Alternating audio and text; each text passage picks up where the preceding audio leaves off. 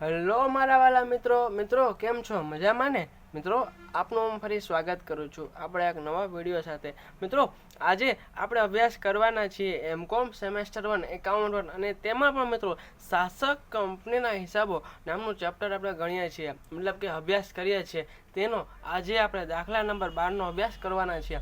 તો ચાલો મિત્રો આપણે દાખલા નંબર 12ની ગણતરી કરીએ તે પહેલાં એકવાર તેની રકમ વાંચી લઈએ. તો મિત્રો રકમ વાંચીએ કે નીચેના પાકા સરવૈયામાં એક્સ લિમિટેડ અને તેની ગૌણ લિમિટ વાય લિમિટેડના 31 ડિસેમ્બર 2009ના રોજ આપેલા છે, બરોબર. તો જોઈએ કે ઇક્વિટી અને જવાબદારી છે, તેમાં શેર હોલ્ડર્સના ભંડોળ છે, તેમાં શેર મૂડી આવેલી છે. ત્યારબાદ અનામત અને વધારામાં સામાન્ય અનામત છે, નફા નુકસાન ખાતું આપેલું છે. ત્યારબાદ ચાલુ દેવામાં લેણદારો છે અને હવે પછી ત્યારબાદ વિગત જોઈએ તો મિલકતો છે. તેમાં પણ જોઈએ મિત્રો તો બિનચાલુ મિલકતમાં કાયમી મિલકત છે, તેમાં દ્રશ્ય મિલકત અને તે દ્રશ્ય મિલકતમાં મકાનો, યંત્રો, ફર્નિચર એ બધી વિગત છે. ત્યારબાદ બિનચાલુ રોકાણ, તેમાં રોકાણો છે. ચાલુ મિલકતમાં સ્ટોક, દેવાદાર, રોકડ આપેલું છે. ઓકે મિત્રો, આ આપણે પાકું સરવૈયાની ચર્ચા કરી. હવે મિત્રો વધારાની જે વિગત આપેલી છે તે પણ એક પછી એક જોઈ લઈએ. ચાલો ફટાફટ. તો મિત્રો જોઈએ કે એક્સ લિમિટેડે તારીખ 1 એપ્રિલ 2009ના રોજ વાય લિમિટેડના શેર એટલે કે 80% શેર રૂપિયા 1,12,000ની કિંમતે ખરીદ્યા. મિત્રો આ દાખલામાં આપણને ડાયરેક્ટ જણાવી આપ્યું છે કે 80% શેર એટલે કે અહીં આપણે શાસક કંપનીનું હિત કે લઘુમતી હિત મેળવવાની જરૂર નહીં પડે. કેમ કે મિત્રો અહીંયા આપણે ડાયરેક્ટ આપણને આપી દીધું છે કે 80% શેર ખરીદ્યા છે એના માટે. ત્યારબાદ આપણે બીજી વિગત જોઈએ કે એક્સ લિમિટેડના નફા નુકસાન ખાતામાં વાય લિમિટેડે તારીખ 1 એપ્રિલ 2009 પછી જાહેર કરેલ વાર્ષિક 10% લેખે વચગાળાનું ડિવિડન્ડ સમાયેલું છે. ત્યારબાદ તેના સ્ટોકમાં વાય લિમિટેડ પાસેથી ખરીદેલ માલ પૈકી 3,000ની મૂળ કિંમતનો માલ સમાયેલો છે અને તેના લેણદારોમાં વાય લિમિટેડ પાસેથી ખરીદેલ માલ અંગેના રૂપિયા 6,000નો સમાવેશ થાય છે. વાય લિમિટેડે વેચાણ કિંમત નક્કી કરવા માટે મૂળ કિંમત પર 25% નફો ચઢાવવાની પ્રથા છે. આ મિત્રો જ્યારે આપણે દાખલો ગણીએ ત્યારે વ્યવસ્થિત સમજીશું. ઓકે, ત્યારબાદ જોઈએ કે તારીખ 1 જાન્યુઆરી 2009ના રોજ વાય લિમિટેડના ચોપડે રૂપિયા 28,000ની નફા નુકસાન ખાતાની બાકી હતી, જે પૈકી વર્ષ દરમિયાન વાર્ષિક 10%નું બચગાળાનું ડિવિડન્ડ આપવામાં આવેલું હતું, એટલે કે જાહેર કર્યું હતું. ત્યારબાદ 2009ના વર્ષનો નફો આખા વર્ષ દરમિયાન એક સરખી રીતે થયો છે, મતલબ કે 2009ના વર્ષનો નફો આખા વર્ષ દરમિયાન એક સરખી રીતે થયો છે. ત્યારબાદ શું કહ્યું છે કે જરૂરી હવાલા બનાવી એકત્રિત પાકું સરવૈયો તૈયાર કરો. મિત્રો આપણે રકમ વાંચી લીધી. હવે મિત્રો એક પછી એક દાખલાના સ્ટેપ ગણતા જઈએ અને દાખલો ગણ્યા. તો ચાલો મિત્રો હવે આપણે દાખલો ગણવાની શરૂઆત કરી દઈએ. ઓકે મિત્રો, પરંતુ મિત્રો આપણે દાખલો ગણીએ તે પહેલાં મારી તમને એક વિનંતી છે. જો મિત્રો તમે હજુ નવા છો તો હજુ તમે આપણી ચેનલ સબસ્ક્રાઈબ નથી કરી તો કરી દો, અને તમારે જો આ ચેનલ તમારા મિત્રોને શેર કરવાની બાકી હોય તો તેને પણ શેર કરી દો, જેથી કરીને એ પણ અભ્યાસનો લાભ લઈ શકે. તો ચાલો મિત્રો હવે દાખલો ગણવાની શરૂઆત કરી દઈએ. તો મિત્રો સૌપ્રથમ આપણને ખ્યાલ છે જ્યારે આપણે દાખલો ગણીએ સૌપ્રથમ શું લખીએ? શાસક કંપની અને ગૌણ કંપની. એટલે કે દાખલામાં આપણને શાસક કંપની કોણ છે અને ગૌણ કંપની કોણ છે પહેલાં લખવી પડે, પરંતુ આ દાખલામાં આપણને સ્પષ્ટ જણાવી દીધું છે કે એક્સ લિમિટેડ અને તેની ગૌણ કંપની એટલે કે વાય લિમિટેડના તારીખ 31 ડિસેમ્બરના પાકા સરવૈયા આપેલા છે. મતલબ કે શાસક કંપની કોણ થશે મિત્રો? એક્સ લિમિટેડ અને ગૌણ કંપની કોણ થશે? Y limited. ઓકે મિત્રો, આ પણ જણાવેલું છે. ત્યારબાદ મિત્રો હજુ આ દાખલામાં આપણે હવે શું ગણીએ? શાસક કંપનીનું હિત મેળવીએ, ત્યારબાદ ગૌણ કંપનીનું હિત મેળવ્યા. મિત્રો શાસક કંપનીનું હિત મેળવવા માટેનું સૂત્ર છે કે ગૌણ કંપનીના ખરીદેલ શેરની સંખ્યા ભાગ્યા ગૌણ કંપનીના કુલ શેરની સંખ્યા ગુણ્યા 100. પરંતુ મિત્રો આ દાખલામાં હજી આપણે આ સૂત્રનો ઉપયોગ કરવાનો થશે નહીં. કેમ કે મિત્રો આ દાખલામાં શાસક કંપનીનું હિત જણાવી દીધું છે. જો આપણને પહેલો પોઈન્ટ વધારાની માહિતીમાં આપેલું છે કે એક્સ લિમિટેડે તારીખ 1 એપ્રિલ 2009ના રોજ વાય લિમિટેડના 80% શેર 1,12,000ની કિંમતે ખરીદ્યા હતા. એટલે કે 80% એટલે કે શાસક કંપનીનું હિત થઈ ગયું મિત્રો 80%. તો મિત્રો તમને ખ્યાલ જ છે શાસક કંપનીનું હિત 80% હોય તો ગૌણ કંપનીનું હિત કેટલું હોય? 20%. ઓકે મિત્રો, તમને ખ્યાલ જ છે કે આ બંનેનો ટોટલ થઈને 100% થાય છે. ઓકે, હવે મિત્રો જોઈએ કે તમને ખ્યાલ છે એટલી વિગત થઈ ગઈ. ત્યારબાદ હવે આપણે લખીએ છીએ શરૂની બાકી. ત્યારબાદ આખરની બાકી અને શેર ખરીદ્યા તારીખે જે બાકી હોય એ લખવાની છે. એમાં સૌપ્રથમ શેર મૂડી, સામાન્ય અનામત, નફા નુકસાન ખાતું એ બધું લખીએ છીએ. ચાલો મિત્રો એ આપણે રકમ લખી દઈએ. સૌપ્રથમ મિત્રો જોઈએ તો શેર મૂડીની વિગત લખીએ. તો મિત્રો આપણને એવું કોઈ કશું કહ્યું નથી કે આખરની શેર મૂડી એટલા રૂપિયા છે. તો મિત્રો જે પણ શેર મૂડી 50,000 રૂપિયા આપવામાં આવેલી છે, મતલબ કે વર્ષ પૂરું થયું ત્યારે પાકા સરવૈયામાં 31 ડિસેમ્બર જે પાકું સરવૈયું છે તેમાં આપણને 50,000 રૂપિયા આખરની શેર મૂડી આપવામાં આવેલી છે. તે પહેલાં સૌપ્રથમ લખી દઈએ. અને એવું કશું કહ્યું નથી કે શરૂની શેર મૂડી એટલી હતી, તો જે શેર મૂડી આખરની હતી એ જ શરૂઆતની થઈ જશે. તો એ પણ લખી દઈએ. ચાલો 50,000 રૂપિયા.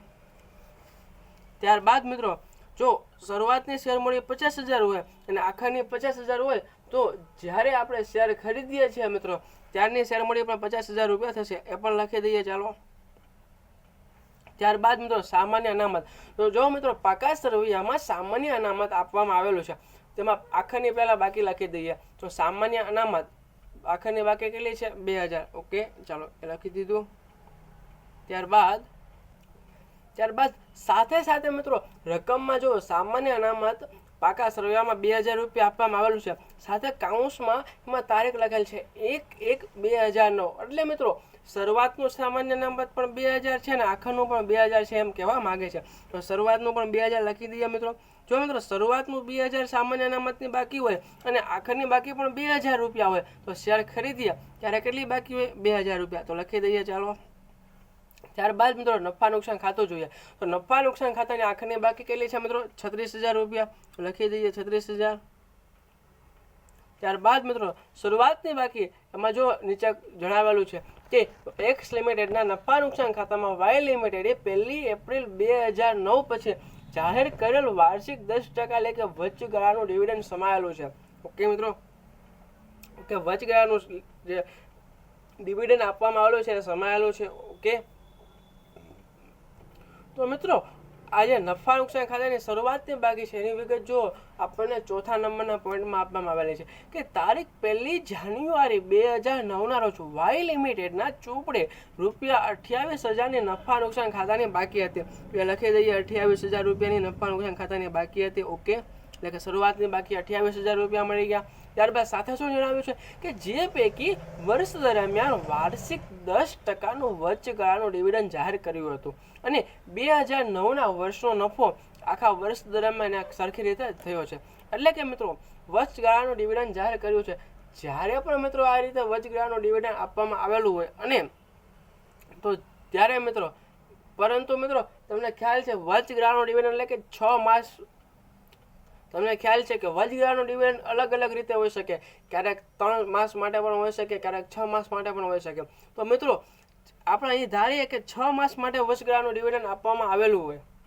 ઓકે મિત્રો, તો મિત્રો જ્યારે પણ શેર ખરીદીએ છીએ ત્યાં સુધીનું, એટલે કે મિત્રો આ દાખલામાં આપણે વચગાળાનું ડિવિડન્ડ આપવામાં આવેલું છે. તો મિત્રો વચગાળાના ડિવિડન્ડની એક એન્ટ્રી એ રીતે થશે કે જો પહેલાં સૌપ્રથમ મેળવવું પડશે કે 10% વચગાળાનું ડિવિડન્ડ છે, તો 50,000ના 10% કરીએ તો 5,000 રૂપિયા થાય. અને વચગાળાનું ડિવિડન્ડ મિત્રો 6 માસ માટે અહીં આપણે ધારી લેવાનું કે 6 માસ માટે આપવામાં આવેલું હોય. તો મિત્રો જો 10% 50,000ના 10% 5,000 રૂપિયા થાય, એ 6 માસ માટેનો ગણીએ તો 5,000 ભાગ્યા 2 કરીએ તો 2,500 રૂપિયા થાય. કે વચગાળાનો ડિવિડન્ડ આપણે 2,500 રૂપિયા લેખે આપવામાં આવેલું હોય. તો મિત્રો આજે શેર ખરીદીએ છીએ ત્યારે નફા નુકસાન ખાતાની બાકી જાણવા માટે એ વચગાળાનો ડિવિડન્ડ છે એ મિત્રો આપણે જે આખરની બાકી છે નફા નુકસાન ખાતાની એમાં ઉમેરવાનું થશે એ વચગાળાનું ડિવિડન્ડ. ઓકે મિત્રો, કેટલું થશે તમને ખ્યાલ જ છે કે એમાં જણાવેલું છે કે 50,000 ગુણ્યા 10% એટલે 5,000 રૂપિયા થાય. પરંતુ વચગાળાનું હોય એટલે વર્ષમાં 2 ફેરી આપી શકીએ, 2 વખત આપી શકીએ. એટલે 5,000 ભાગ્યા 2 કરીએ એટલે 2,500 રૂપિયા થશે. તો 36,000 પ્લસ 2,500 એટલે મિત્રો 38,500 રૂપિયા થશે.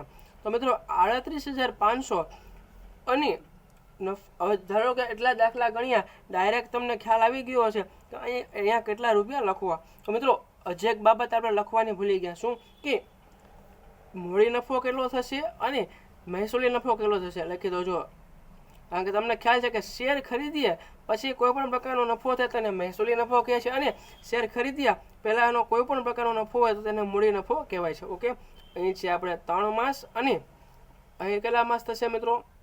9 માસ. ઓકે, ચાલો લખી દઈએ 9 માસ. તો મિત્રો વધારો મેળવવાનો, તમારે વધારાનું શીર્ષક આપવાનું, તેમાં લખવાનું નફા નુકસાન ખાતાની આખરની બાકી કેટલી? 38,500. તેમાંથી મિત્રો 28,000 રૂપિયા માઇનસ કરવાના. ઓકે, જો આપણે કરી જોઈએ 38,500 માઇનસ 28,000 રૂપિયા એટલે મિત્રો 10,500 આવશે. તેમાંથી મિત્રો 10,500 આવ્યા તો 10,500 ગુણ્યા 9 માસ એટલે કે 9 ગુણ્યા ભાગ્યા 12 એટલે મિત્રો 7,875 રૂપિયા મહેસૂલી નફો આવશે. અને સાથે સાથે આપણો મૂડી નફો કેટલો આવશે? 2,625 રૂપિયા. ઓકે મિત્રો, એ પણ ચાલો કરીએ કે 38,500 માઇનસ 28,000 રૂપિયા એટલે 10,500 રૂપિયા આવ્યા. અને એ 10,000માંથી મિત્રો આપણે 2 ડિવાઈડ કરવાના છે કે 3 માસનો નફો અને 9 માસનો નફો. તો 10,500 ગુણ્યા 3 ભાગ્યા 12 કરવાના થશે એટલે આપણને 3 માસનો નફો મળી જશે. ઓકે, એટલે મિત્રો 2,625 રૂપિયા આવી ગયા. એ જ રીતે આપણે 10,500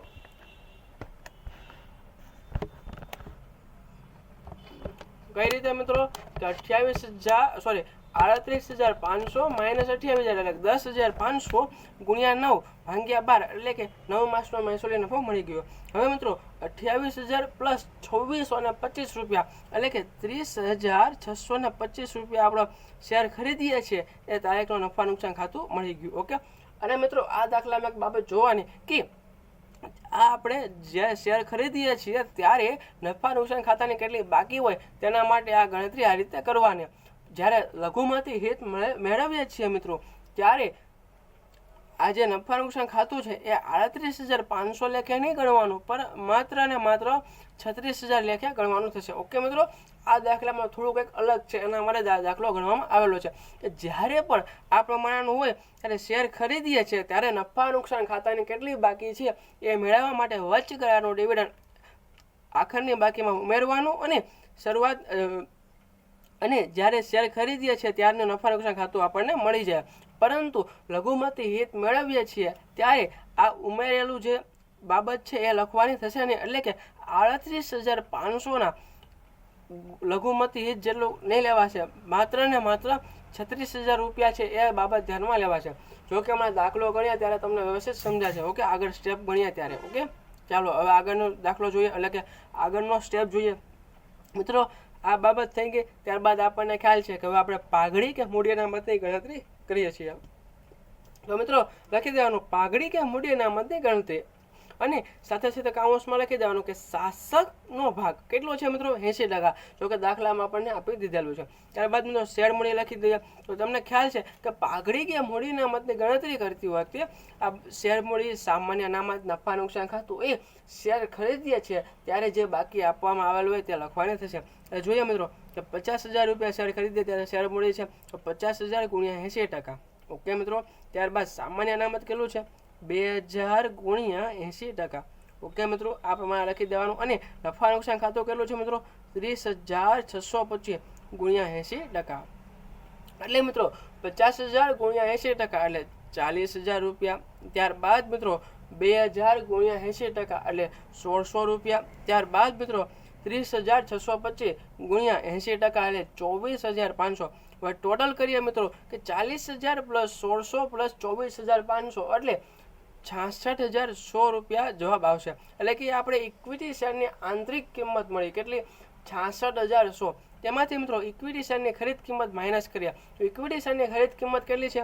1,12,000 રૂપિયા. મિત્રો 66,100 માઇનસ 1,12,000 કરીએ એટલે જવાબ આપણો માઇનસ આવશે. કેટલો? 45,900 રૂપિયા. એટલે જ્યારે પણ જવાબ આપણો માઇનસ આવે એટલે આપણને પાઘડી મળી કહેવાય. તો લખી દઈએ પાઘડી. ઓકે મિત્રો, એ સુધી આપણું ક્લિયર થઈ ગયો. હવે મિત્રો લઘુમતી હિત મેળવવાનું છે. તો લઘુમતી હિત પણ આપણને અમારા દાખલામાં જણાવી દીધું છે. કેટલા છે? 20%. ઓકે મિત્રો, શેર મૂડી. તો મિત્રો તમને ખ્યાલ છે કે લઘુમતી હિત એ આખરની બાકીની જે આખરની બાકીની જે વિગતો આપવામાં આવેલી હોય તેના પર લખવાનું થશે, એટલે કે શેર મૂડી આખરની બાકીમાં જેટલી હોય એ જ લખવાની થશે. તો 50,000 છે તેના 20% કરવાના મિત્રો. ઓકે, તો કરીએ ચાલો. 50,000 ગુણ્યા 20% એટલે કેટલા થશે મિત્રો? 10,000 રૂપિયા. ત્યારબાદ મિત્રો સામાન્ય અનામત પણ આખરની બાકીમાં છે એટલું જ લખવાનું થશે કે 2,000 રૂપિયા ગુણ્યા 20%. તો 2,000 ગુણ્યા 20% એટલે કેટલા થાય મિત્રો? 400 રૂપિયા. ત્યારબાદ મિત્રો નફા નુકસાન ખાતું એ વચ્ચે ગાળાનું ડિવિડન્ડ આપણે ઉમેરેલી છે એ બાબત ગણવાની નહીં થશે. ડાયરેક્ટ જે આપણને આખરની બાકીમાં આપેલું છે એ બાબતને ધ્યાનમાં લઈને જ ગણવાનું થશે. ઓકે મિત્રો, જ્યારે પણ આ પ્રમાણેનું હોય ત્યારે એક આ બાબત તમારે ધ્યાનમાં લેવાની છે, એ બાબત ભૂલવાની નથી, નહીતર જવાબમાં થોડી મિસ્ટેક આવી શકે છે. તો 36,000 ગુણ્યા 20% મિત્રો એટલે 7,200 આવે. ટોટલ કરીએ મિત્રો 10,000 + 400 + 7,200 એટલે મિત્રો 17,600 રૂપિયા આપણો લઘુમતી હિત મળી ગયો. ઓકે મિત્રો, 17,600. હવે મિત્રો સૌપ્રથમ આપણે એક પછી એક વિગત જે વધારાની આપેલી છે એ જોઈ લઈએ, ત્યારબાદ પાકા સર્વેની ગણતરી કરવાની, એટલે કે ભેગું પાકું સર્વે ત્યારબાદ બનાવીએ. ઓકે મિત્રો, તો ચાલો સૌપ્રથમની આપણે વિગત જોઈએ કે આપણને ત્રીજા પોઈન્ટમાં જણાવેલું છે કે સ્ટોકમાં વાય લિમિટેડ પાસેથી ખરીદેલ માલ પૈકી 3,000ની મૂળ કિંમતનો માલ સમાયેલો છે. ઓકે, વાય લિમિટેડ પાસેથી ખરીદેલ માલના 3,000ની મૂળ કિંમતનો માલ સમાયેલ છે. ઓકે, અને તેના લેણદારો એ બાબત આખી અલગ છે. સોરી મિત્રો, એ પણ આ સાથે જ સમાયેલી છે કે તેના લેણદારોમાં વાય લિમિટેડ પાસેથી ખરીદેલ માલ અંગેના 6,000નો સમાવેશ થાય છે અને વાય લિમિટેડે વેચાણ કિંમત નક્કી કરવા પર માટે મૂળ કિંમત પર 25% નફો ચડાવેલ છે. તો મિત્રો આ દાખલામાં 2 પોઈન્ટ એક સાથે સમાયેલા છે. ચાલો આપણે જોઈએ કે સૌપ્રથમ શું કહ્યું કે તેના સ્ટોકમાં વાય લિમિટેડ પાસેથી ખરીદેલ માલ પૈકી 3,000ની મૂળ કિંમતનો માલ સમાયેલો છે. પહેલા સૌપ્રથમ એ બાબત સમજીએ કે વાય લિમિટેડ પાસેથી ખરીદેલ માલને 3,000 સમાયેલા છે, એટલે કે વાય લિમિટેડ પાસેથી ખરીદેલ એટલે કે વાય લિમિટેડ એ વેચનાર થશે અને એક્સ લિમિટેડ એ ખરીદનાર થશે. આ પ્રમાણે તમને સમજાઈ ગયું મિત્રો. એટલે કે 3,000નો માલ છે મિત્રો, એક્સ લિમિટેડ માટે 3,000નો માલ એ ખરીદ કિંમત થશે, જ્યારે વાય લિમિટેડ માટે 3,000 રૂપિયા એ વેચાણ કિંમત થશે. એટલે કે મિત્રો વાય લિમિટેડમાં જે 3,000 વેચાણ કિંમત છે તેમાં નફો પણ સમાયેલો હોય એ આપણે મેળવવાનું થશે અને તેની એન્ટ્રી કરવાની છે. પરંતુ મિત્રો આ દાખલામાં અટવાવીએ એના માટે સાથે સાથે લેણદારોનો બાબત જણાવેલી છે, ત્યારબાદ જે મૂળ કિંમત પર 25% નફો ચડાવવાની પ્રથા છે એ બાબત જણાવેલી છે. તો સૌપ્રથમ મિત્રો તેના લેણદારોમાં વાય લિમિટેડ પાસેથી ખરીદેલ માલ અંગેના 6,000નો સમાવેશ થાય છે. એ બાબત થોડાક સમય માટે આપણે ભૂલી જઈએ અને ડાયરેક્ટ વાય લિમિટેડ વેચાણ કિંમત નક્કી કરવા માટે મૂળ કિંમત પર 25% નફો ચડાવવાની પ્રથા છે એ જોઈએ. તો મિત્રો 3,000નો મૂળ કિંમતનો માલ છે, પરંતુ એ ખરીદનાર માટે 3,000 છે, જ્યારે વેચનાર માટે 3,000 જ છે, પરંતુ તેમાં નફો સમાયેલો હોય છે. તો મિત્રો આપણને દાખલામાં શું કહ્યું કે વેચાણ કિંમત નક્કી કરવા માટે મૂળ કિંમત પણ 25% નફો ચડાવવાની પ્રથા છે. એટલે કે મિત્રો ધારો કે 125 રૂપિયાનો માલ હોય તો તેમાં 25 રૂપિયા નફો હોય. ઓકે, મૂળ કિંમત પર 25% નફો ચડાવવાની પ્રથા એટલે કે ધારો કે 125 રૂપિયાનો માલ હોય તેમાં 25 રૂપિયા નફો હોય, તો 3,000ના માલમાં કેટલા રૂપિયા નફો હોય એ જોઈએ. ચાલો તો આપણે ગણતરી કરીએ કે 3,000 ગુણ્યા 25 કરો. 3,000 ગુણ્યા 25 ભાગ્યા 125 એટલે મિત્રો 600 રૂપિયા, એટલે કે 600 રૂપિયા મિત્રો નફો હોઈ શકે. ઓકે, 3,000ના માલમાં 600 રૂપિયા નફો હોય. મિત્રો આની 2 એન્ટ્રી થશે, હું તમને જણાવું. ચાલો, એક એન્ટ્રી ખરીદનારના ખાતામાં જે સ્ટોક હોય એમાંથી માઇનસ કરવાની થશે. ઓકે, એટલે કે ખરીદનારના સ્ટોકમાંથી માઇનસ કરવાનું, ઓકે, સ્ટોકમાંથી બાદ કરવું. અને બીજી એન્ટ્રી 600 રૂપિયાનો નફો હવે નથી મળવાનો, એટલે એ વાય લિમિટેડના નફા નુકસાન ખાતામાંથી માઇનસ કરવાનું. ઓકે, નફા નુકસાન ખાતામાંથી બાદ કરવાનું. ઓકે, કેમાં 2 એન્ટ્રી થશે મિત્રો કે એક આ 600 રૂપિયા નફો છે એ સ્ટોકમાં હજી સમાયેલો છે, જો કે એ તો નફો છે, કાયદેસર તો માલ 2,400 રૂપિયાનો જ છે, 600 રૂપિયા વધારે લખેલા છે, એટલે એ સ્ટોકમાંથી ખરીદનારના સ્ટોકમાંથી માઇનસ કરવાનું. અને વેચનારના નફામાંથી માઇનસ કરવાનું. એટલે કે મિત્રો ઇન શોર્ટ તમારે એક બાબત ધ્યાનમાં રાખવાની કે જ્યારે પણ આ પ્રમાણે જણાવેલું હોય ત્યારે ખરીદનારના સ્ટોકમાંથી માઇનસ કરવાનું અને વેચનારના નફા નુકસાન ખાતામાંથી માઇનસ કરવાનું. ઓકે, આ પ્રમાણેની બે એન્ટ્રી કરવાની છે. ત્યારબાદ મિત્રો એક બાબત વચ્ચે આપણે લીધેલી નથી કઈ કે તેના લેણદારોમાં વાય લિમિટેડ પાસેથી ખરીદેલ માલ અંગેના 6000નો સમાવેશ થાય છે. મિત્રો હવે એ જોઈએ કે તેના લેણદારોમાં એટલે કે એક્સ લિમિટેડના લેણદારોમાં વાય લિમિટેડ પાસેના ખરીદેલ માલ અંગેના 6000નો સમાવેશ થાય છે. એટલે કે લેણદાર કોના મિત્રો? એક્સ લિમિટેડના. ઓકે, તો એક્સ લિમિટેડના લેણદારો, તો વાય લિમિટેડ માટે શું હોય? દેવાદારો. કેટલા રૂપિયા છે? 6000. તો મિત્રો આ બાબત તો તમને ખ્યાલ જ છે, આગળના દાખલા જોયા હોય એટલે કે એક્સ લિમિટેડના લેણદારો હોય તેમાંથી 6000 માઇનસ કરવાના અને વાય લિમિટેડના દેવાદારોમાંથી 6000 માઇનસ કરવાના. ઓકે મિત્રો, આ આપણે બેઝિક માહિતી બધી આપણે જોઈ લીધી. હવે મિત્રો દાખલો ગણવાની શરૂઆત કરીએ. તો મિત્રો હજી એક દાખલો ગણીએ એટલે કે ભેગું પાકું સરવૈયું બનાવીએ. આ બધી બેઝિક થિયરી આપણે બેઝિક જે ગણતરી કરવાની હોય તે કરીએ. હવે આપણે ભેગું પાકું સરવૈયું બનાવીએ. હવે મિત્રો એક બાબત હજી ધ્યાનમાં લેવાની કે વચગાળાનો ડિવિડન્ડની બે એન્ટ્રી થાય છે. એક એન્ટ્રી આપણે અહીંયા પ્લસ કરીએ આખાની બાકીમાં, અને બીજી એન્ટ્રી મિત્રો આપણે જ્યારે ભેગું પાકું સરવૈયું બનાવીએ છીએ ત્યારે નફા નુકસાન ખાતામાંથી માઇનસ કરવાનું થશે. કેટલું? 80% લેખે, એટલે કે શાસકના ભાગ જેટલું. ઓકે, એ આપણે હમણાં જો દાખલો ગણીએ ત્યારે તમને વ્યવસ્થિત સમજાશે. તો ચાલો મિત્રો હવે આપણે ભેગું પાકું સરવૈયું બનાવીએ. ચાલો તો મિત્રો હેડિંગ આપી દઈએ 31/12/2009 રોજનું ભેગું પાકું સરવૈયું. તેમાં વિગત, રકમ અને સાથે સાથે લખ્યા ઇક્વિટી અને જવાબદારી, તેમાં શેર હોલ્ડરના ભંડોળ અને શેર મૂડી.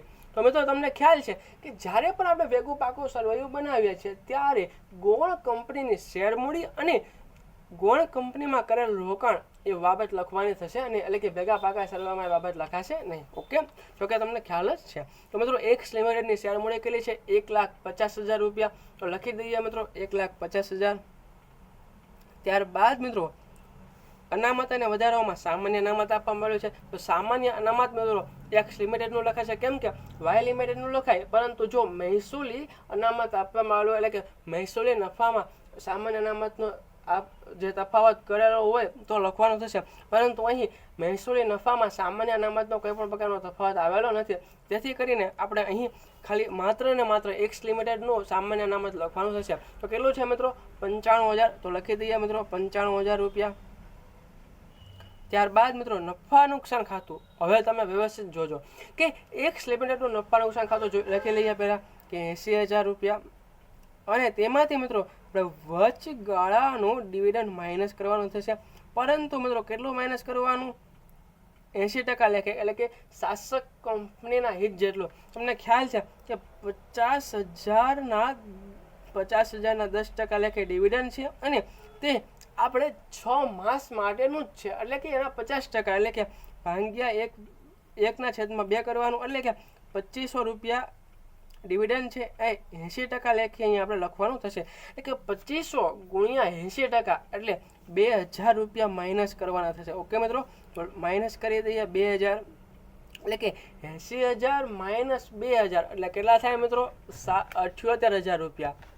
ઓકે, તો એ આપણે અહીંયા લખીએ 78,000 રૂપિયા. અને વાય લિમિટેડનું નફા નુકસાન ખાતું કેટલું છે મિત્રો? એ આપણે જે નીચે કોષ્ટક અલગથી બનાવે છે કે શરૂની બાકી આખરની બાકી, તેમાં મિત્રો જે તફાવત આવે છે શેર ખરીદી એ તારીખનો અને આખરની બાકીનો એ જોવાનું થશે. ઓકે, તો 7,875 તફાવત છે એટલે કે મહેસૂલી નફો છે, તેમાંથી મિત્રો 80% લેખે લખવાનું થશે.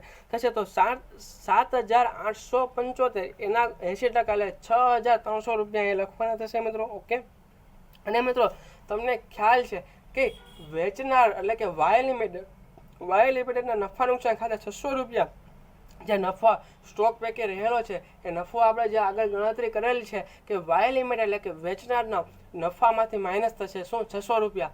એ આપણે માઇનસ કરી દઈએ, પરંતુ એ પણ મિત્રો 80% લેખે માઇનસ થશે. એટલે કે 600 ગુણ્યા 80% એટલે કે 480 રૂપિયા 6,300માંથી માઇનસ કરવાના થશે. તો મિત્રો 6,300 માઇનસ 480 રૂપિયા એટલે 5,820 રૂપિયા બહાર લખાશે. 5,820 મિત્રો 5,820 પ્લસ 78,000 રૂપિયા એ પ્લસ કરીએ તો ટોટલ થશે મિત્રો 83,820 રૂપિયા, તો લખી દઈએ 83,820 રૂપિયા. ત્યારબાદ મિત્રો કે લઘુમતી હિત, તો મિત્રો લઘુમતી હિત આપણે આગળ મેળવેલું છે એ લખી દઈએ. લઘુમતી હિત કેટલું થશે મિત્રો? કેટલું છે? 17,600, એ લખી દઈએ 17,600 રૂપિયા. ત્યારબાદ લેણદારો મિત્રો, તો લેણદારો મિત્રો એક્સ લિમિટેડના કેટલા છે મિત્રો? 15,000, તો લખી દઈએ 15,000 રૂપિયા. ઓકે. ત્યારબાદ મિત્રો લેણદારો એક્સ લિમિટેડના કેટલા છે મિત્રો? 15,000. ઓકે. ત્યારબાદ મિત્રો આપણને ખ્યાલ છે 15,000 માંથી આપણે 6,000 માઇનસ કરવાના છે, કેમ કે આપણે હમણાં હવાલાની જે માહિતી જોઈએ એમાં આપણે જોયું કે એક્સ લિમિટેડના લેણદારોમાંથી 6,000 માઇનસ કરીશું, તો લખી દઈએ માઇનસ પરસ્પર વ્યવહાર કરીને 6,000 રૂપિયા માઇનસ કરીએ મિત્રો, તો 15,000 માઇનસ 6,000 એટલે કે 9,000 રૂપિયા લખશું. ત્યારબાદ મિત્રો વાય લિમિટેડના લેણદારો કેટલા છે? કે 16,000 રૂપિયા, તો એ લખી દઈએ 16,000. મિત્રો 16,000 પ્લસ 9,000 એટલે ટોટલ બહાર કેટલા લખીશું મિત્રો? 25,000 રૂપિયા લખી દઈએ. ચાલો, સોરી મિત્રો 16,100 રૂપિયા છે, તો 25,000 ને 100 રૂપિયા આવશે. ઓકે. તો મિત્રો હવે લગભગ બધી બાબતો આપણે જોઈ લીધી છે ઇક્વિટી અને જવાબદારી બાજુની. તો હવે ટોટલ કરીએ કે 1,50,000 પ્લસ 95,000 પ્લસ 83,820 પ્લસ 17,600 રૂપિયા પ્લસ 25,100, એટલે મિત્રો આપણું ટોટલ આવશે 3,71,520. લખી દઈએ. ચાલો, 3,71,520 રૂપિયા. ઓકે મિત્રો, આ આપણો જવાબ આવ્યો. હવે આપણે મિલકતો બાજુ જોઈએ કે મિલકતો બાજુ કઈ રીતે લખવાનું થશે. ચાલો મિત્રો એક પછી એક વિગત જોઈ લઈએ કે કઈ રીતે લખાશે. મિલકતોમાં મિત્રો બિનચાલુ મિલકત, તેમાં કાયમી મિલકત છે. કાયમી મિલકતમાં મિત્રો દ્રશ્ય મિલકત, દ્રશ્ય મિલકતમાં મકાનો આપેલા છે. તો મકાનો જોઈએ તો એક્સ લિમિટેડના 1,03,000 છે. ત્યારબાદ મિત્રો વાય લિમિટેડના કેટલા છે? તો 30,000.